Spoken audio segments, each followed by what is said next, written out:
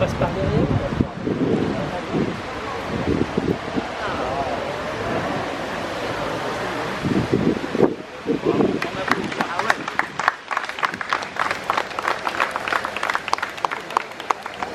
Vous nous faites quelques commentaires peut-être sur votre travail. Attendez, prenez le micro alors.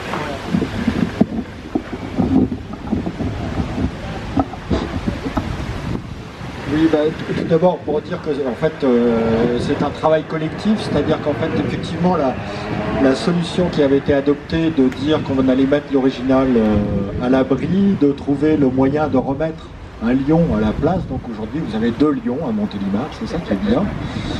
Il y avait plusieurs solutions. Il y avait éventuellement la solution de la resculpture, mais qui est une opération qui est quand même relativement complexe. D'abord parce qu'il faut trouver le morceau de marbre qui soit adapté, et le sculpteur qui soit capable de refaire une sculpture une copie identique.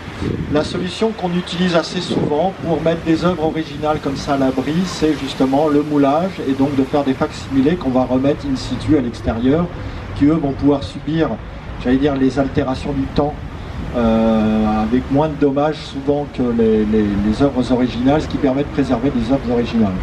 Donc là-dessus sont intervenus, moi très modestement en fait, sur la démarche à faire par rapport à la conservation de l'original. Il y a eu un travail donc de moulage de l'original par un mouleur qui est à Crest, donc aussi local, M. Pierre Revol, qui malheureusement je ne le connais pas là, mais voilà, qui a donc fait le moulage de l'original.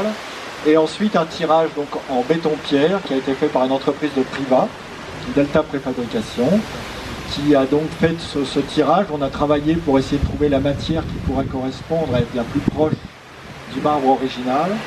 Après, bien sûr, il y a un peu de patine, voilà, pour donner aussi l'aspect marbre de facsimilé. Et puis ensuite, ça sera le temps, les enfants qui vont faire leur œuvre et qui vont continuer à patiner, à user cette œuvre.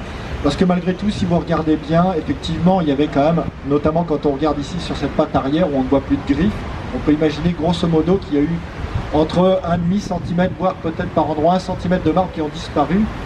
Pas tellement par les aléas climatiques, un petit peu, mais surtout par le passage répété des enfants, un peu comme dans ces vieilles marches de maison, on voit quelquefois qui sont creusées au milieu.